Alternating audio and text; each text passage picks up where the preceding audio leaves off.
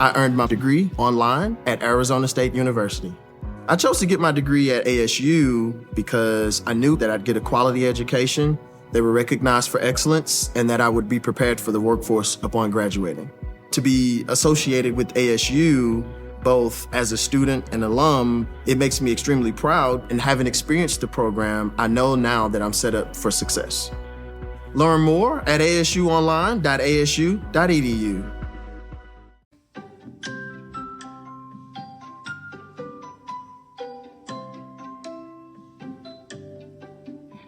Hi, I'm Dr. Alex, and welcome to Book 101 Review. Book 101 is all about the books that I've read for the last 40 years. And today I have my special guest.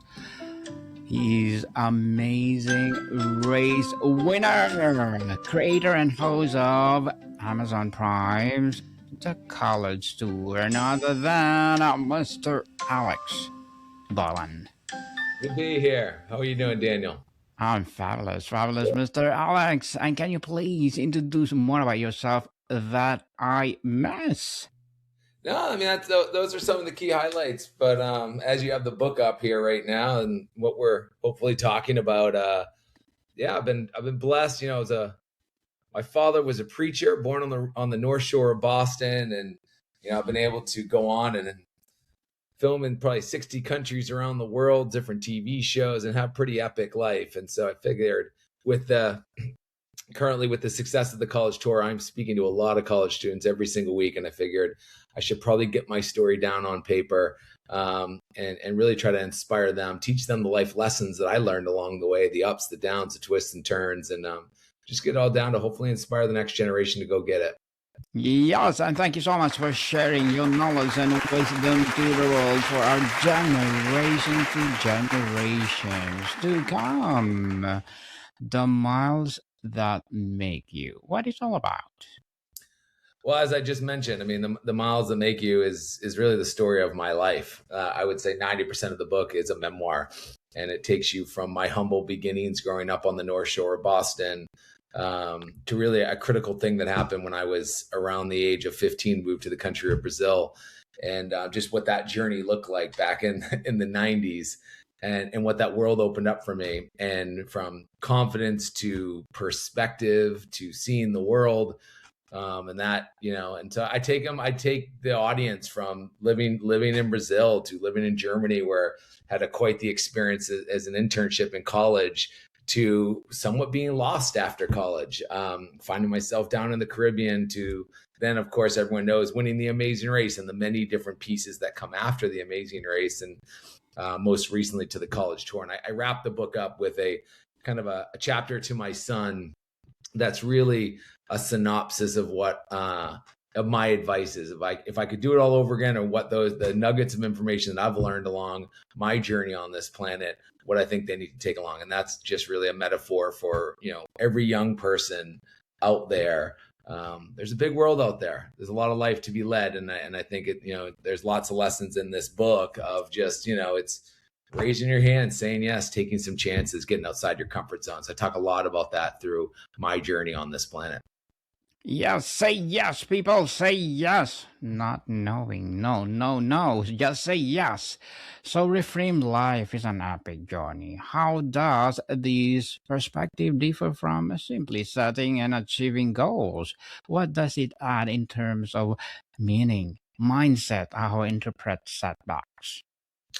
Well, I think a lot of life, and at least if I talk from my own perspective, a lot of it has to do with experience. And I think, and that's why I really designed this book. I mean, I've had people in their 70s, 80s read this book and be like, oh man, like what I'm getting out of this. But as I talk about how I really wanted to inspire the next generation, to me, what I want them to get out of this is you're not supposed to have it all figured out.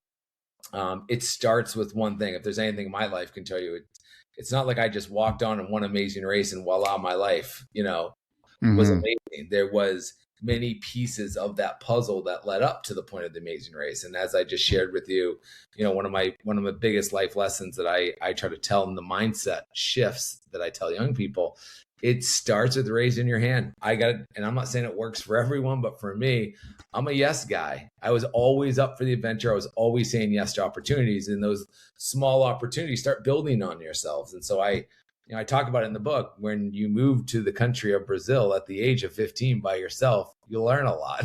And then when you move to the country and I was scared. I talk about what it was like, walking to soccer practice through favelas every single day. And then when I got this opportunity in Germany, I was also scared. How am I going to make it in the corporate world? What do I know about business, right? And I talk about being scared. I think that especially young people should know and understand that's a normal feeling to have out there. And Yes. all those little building blocks to the point where, by the time the Amazing Race came, I wasn't nervous. I'd already lived in multiple different countries, but it started by saying yes at a young age. And it's been an amazing journey for me to, just share these stories. Yes, people say yes and take the risk. Now look at Mr. Alex Boylan. Every epic has a reluctant hero, trials and allies. How can we identify our own call to adventure in a daily life, and what makes an ordinary life feel epic?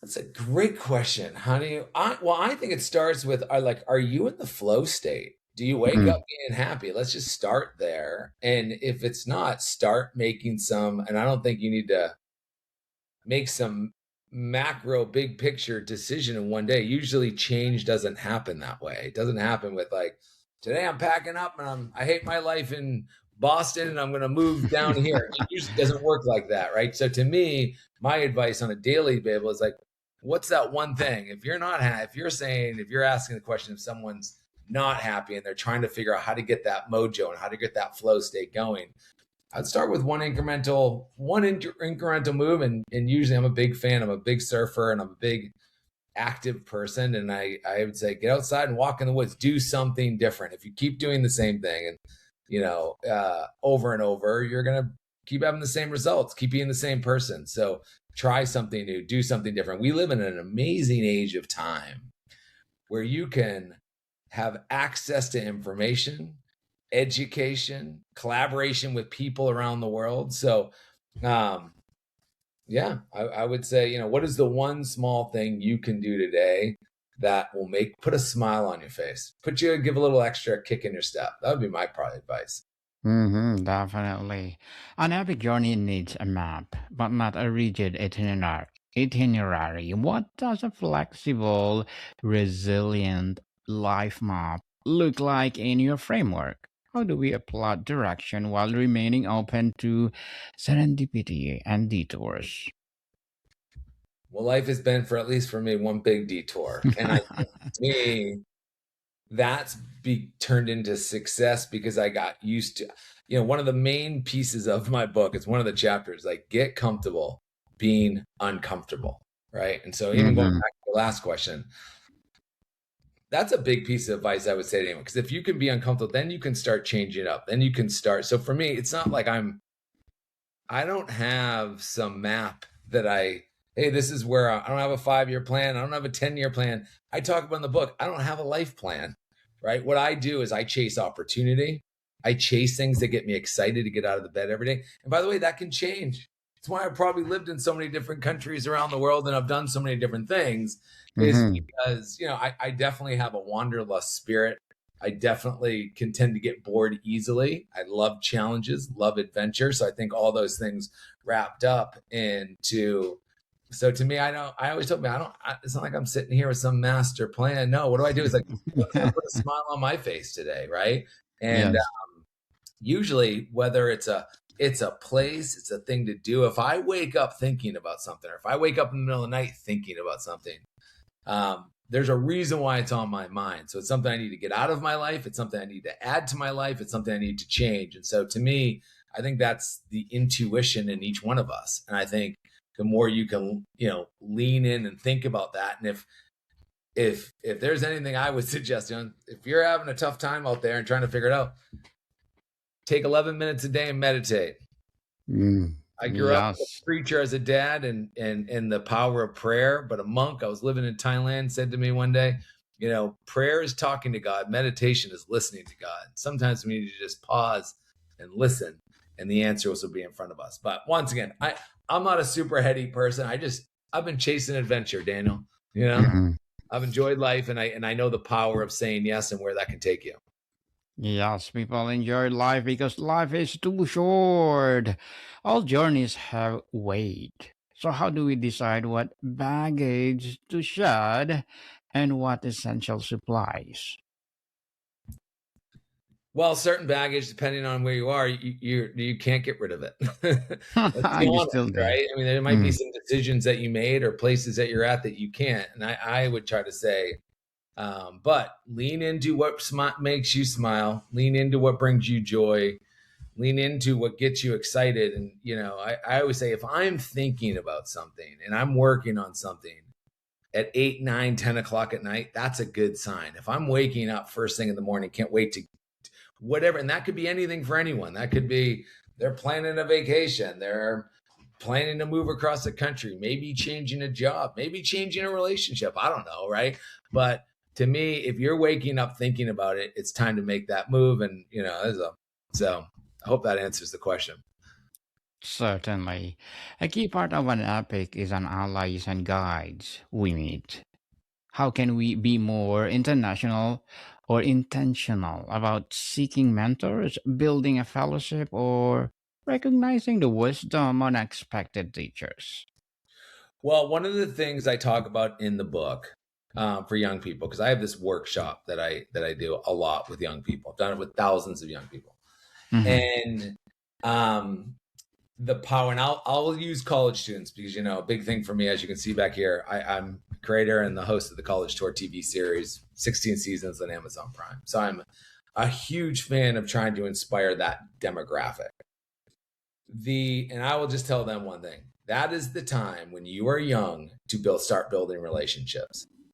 It is a lot harder. I think you talk to any adult, it only becomes, hopefully you're in the right era of life or right job or place that you can build those relationships. But the one place you can build relationships very easily is while you're young and while you're a student, because everyone who's older understands what it's like to be young. And so I always try to tell these college students, hey, man, you have a superpower, and that superpower, being a college student, goes away the day you graduate. Not everyone cares about a college graduate, but they love a college student. And with the power of LinkedIn and the right messaging to any professional out there, if you ask them if you're a college student and you reach out and say, hey, I love what you have done in your career and I'm looking for some guidance or mentor, could you give me 10 minutes of your time? You will be amazed at the doors that will open just because you're a college student.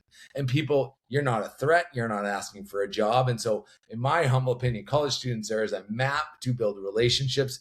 And that's the key to getting the dream career and getting on the right track. And those doors shut. If a college graduate reaches out to me, am I going to answer that email? It's they're probably asking for a job. They need this. I don't want to talk to that person. I don't have a job for them, right?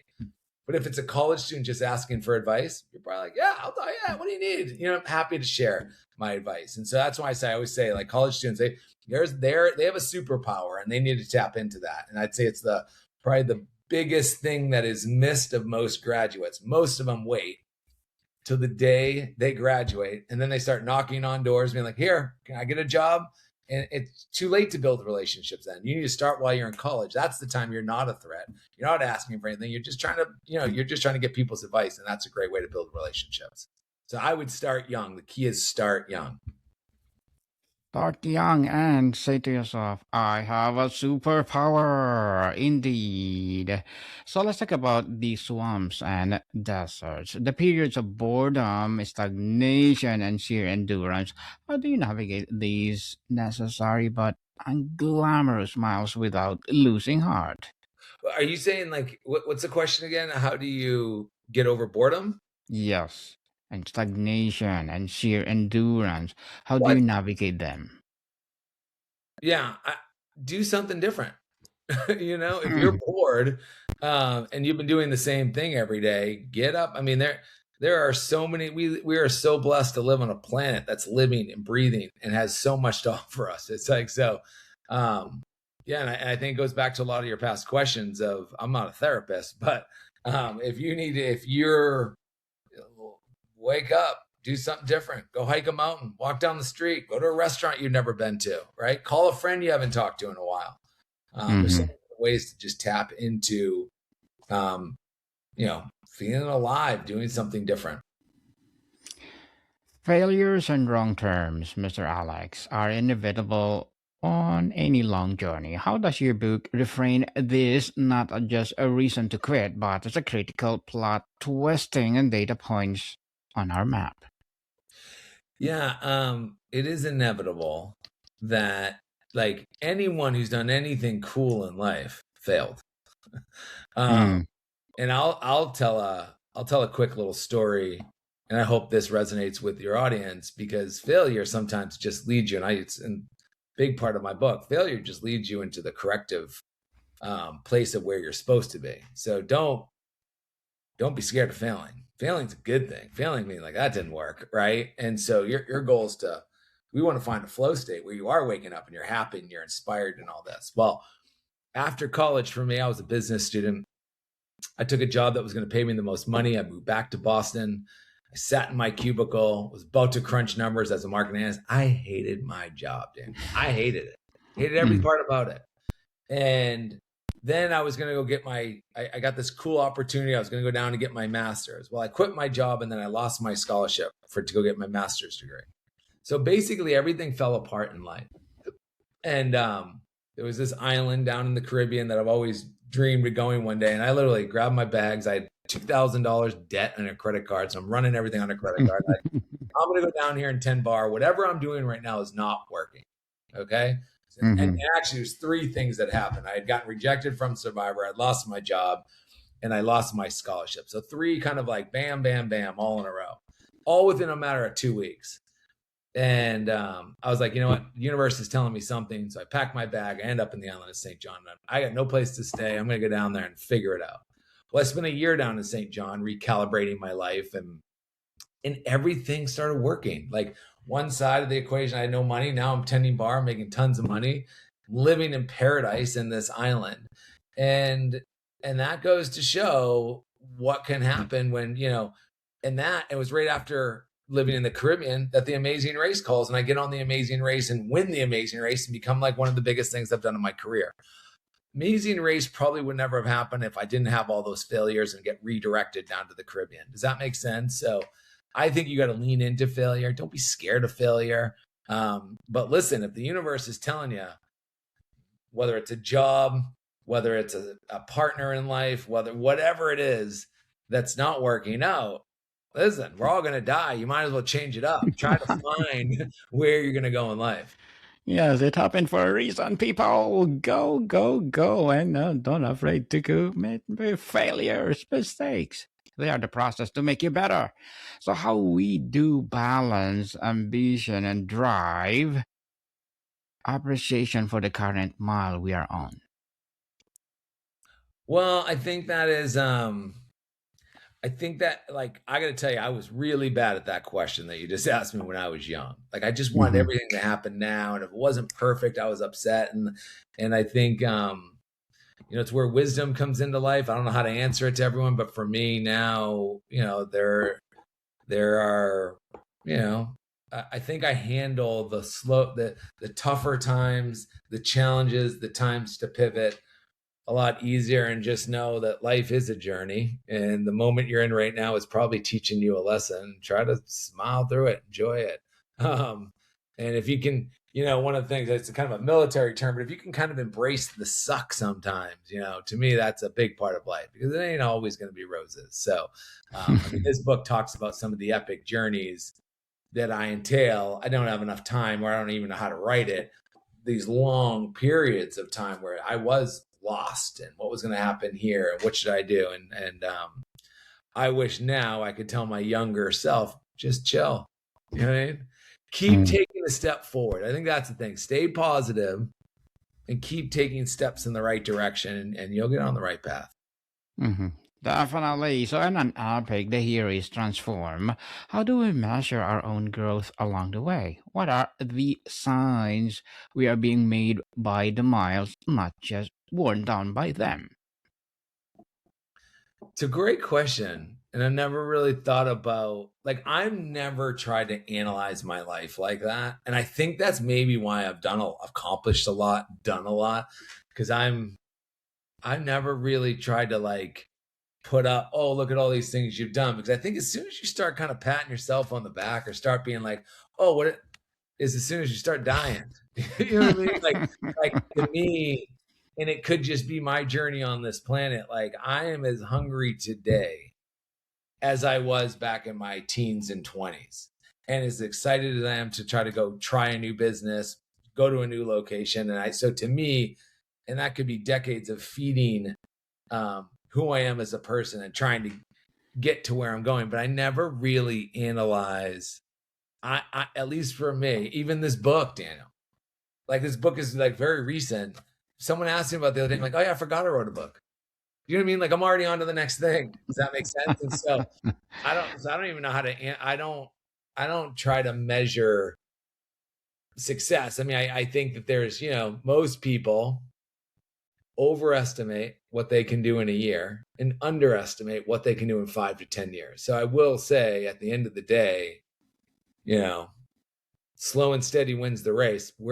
I don't know where everyone's trying to go, but for me, a big piece that I chase, and I'm very fortunate with the college tour. I love traveling. I've been doing travel shows my entire life. And so even with the college tour, I'm on 50 college campuses a year. That's still feeding my soul. And if that college tour was gone, taken from me, that hurt. And it does. In the world of television, things are hot one second, not the next. And I would just go back to the basics of what can I build that makes me happy and gets me fired up to show up every day. And so I think that's the key for your audience is what gets you fired up, right? And go chase that. Chase it, people, and you will be successful like Mr. Alex Boylan. The end of the journey is the beginning of another. How do we know when to plant a flag and settle a valley versus when to pack up and head for the next horizon? It's a good question. Because it's almost like in business, it's like, and this is, I think, one of the hardest things to do in life. And let's Yes. say I'm going to use business as an example. I'm kind of like a serial entrepreneur, right? Always starting. Okay. How do you know that this idea is, or the path that you're on is the right path, or it's going to work, or it's not, and you got to maybe pivot? That's a great question, right? Mm-hmm. And I think probably one of the hardest things that I don't know if anyone has the answer to this, Daniel, because I don't think anyone can. As soon as you can predict the future, that's the only way to really know. But it's something that I have toured with my whole life. There was a business I ran that probably should have been shut down in the first year, and I worked hard on it for 5 years. It really, where it was like the business was broken, right? And I think everyone can talk about this, from relationships to jobs to all these things, and so. As soon as someone can tell the future, then I think they can answer that question for you, Daniel. But I think that is that's the tough call. But, I don't know. For me, I would say there's two things, and it's like if I'm working on something that's providing for me and my family, okay, cool. That's a check. And is it inspiring me? Am I fired up? Those are like really the only two checks that I'm looking for, right? When I'm attacking something. I think maybe that's good for your audience. Like, what are your core things you need to be happy, right? And to maintain. So for me, it's two things. Am I providing enough resources that my family can, be provided for? And am I excited, right? And those two are not easy to get. They're not. Tell everyone out there, that is not easy to find. But I chase that really hard. So I would say, like, if I woke up and, hey, this thing is not providing for my family, right? It's not, you know what I mean? I can't do it anymore. It's like it's too big of a value for me that's important right now.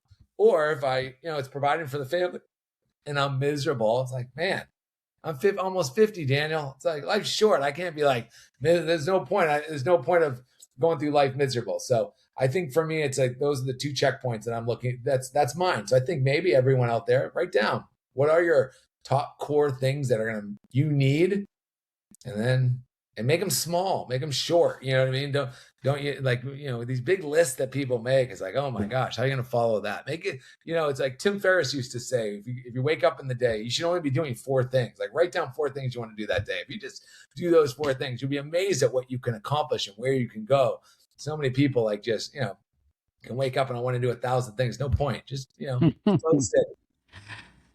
A great journey makes a great story, Mr. Alex. How does sharing our journey, the trials and triumph with the others, become a part of our healing, meaning making, and a legacy process, just like yours? Yeah, well, I mean, as I say, like I wrote this book to inspire young people. There's people, and I write about them all in the book, that got me. I'm not here by myself, Daniel. There's so many people in this book that if they didn't pick, they're older than me, and they picked me up and shared their thoughts, their journeys, and helped me along the way, I wouldn't be where I am. I talk about them all in this book. And for me now, I'm kind of in that place in life where it's my job to tell my story so the next generation can learn from it, be inspired by it. And so it's this is like the history of mankind, right? It's been passing down. What happened during this time period, what happened, whether it's a person or it's a civilization, is sharing. It is so important for us to share those journeys. And I think, one of the things I'm proud about with this book, I don't just tell the good things. I mean, I tell about when, oh my gosh, this isn't working out, or this failure, or where I was scared over here. And I think we all need to hear that because we understand that life ain't easy. Yes, definitely. Yes. So, to wrap our discussion for today, Mr. Alex, to send our listeners off inspired, if the purpose is to make life an epic journey, what is the one piece of guidance or permission you'd give someone to take their first intentional step of the well worn path today? Okay, very simple. And it's kind of a mix between 2 things I've talked about a lot here: raising your hand and getting comfortable being uncomfortable. The next thing that you kind of like perk up about, whether it's and this could be small, from going to a new restaurant to, I don't know what it is, some adventure on the other side of the planet, something that makes you a little scared, but you kind of like it, go do it. Because to me, it's that repetition over and over and over that makes you bolder, that gets you excited, and you'll be amazed at where life can go. But that doesn't usually happen overnight. Most people do get into a rigid rhythm of life and just stay stuck in that. And so to me, it's like it could just be, oh man, on the other side of my city, there's this crazy place that something happens at midnight. I'm going to go to it because I'm a little nervous. I'm a little scared. Like if it's a little scared, it's a little uncomfortable. That's where you want to lean into. That's going to take you. If you can find that balance and lean into that little discomfort, but at the same time excites you, oh man, buckle up, because then you'll just keep chasing that feeling. Mr. Alex Boylan, thank you again for sharing your legacy to the world. Hoping for more and more empowering books like this to rise. So, can you please invite our listeners to support your book, your advocacy, or any projects that you're doing right now? Yeah, absolutely. Love people to get the book. You can buy that on Amazon. Go to alexboylan.com for any young kids. I got courses and all stuff there. And then, of course, for anyone trying to figure out where to go and go to school in the United States, thecollegetour.com is your place for all of that. So thank you for that, Daniel. Yes, people, let's support Mr. Alex Boylan, because if you support him, for sure, more and more empowering legacy will rise.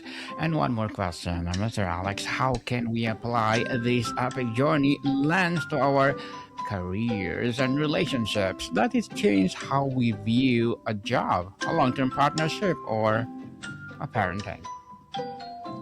Yeah, that's a lot, Daniel. I would say it goes back to my smile more, have some fun more, don't take yourself too seriously, is what I would say. But at the same time, that feeling you get when you're excited but a little nervous, I think that's a beautiful place to be in life.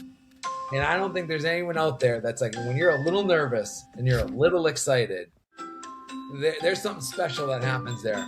You should find what that is for you. You should go chase that. I don't care if that's in your work, that's in your love life, that's in career, that's in a hobby. There's a magic when you can bring those two together. And it's just like a habit, just like anything else. You got to practice it. It's not going to happen if you don't do it. If you don't act on it, you won't get there. Yes, people, get outside to your comfort zone and do it. Just do it. So, Mr. Alex, thank you so much for your time. Thank you. Appreciate it. Monica people, see you soon.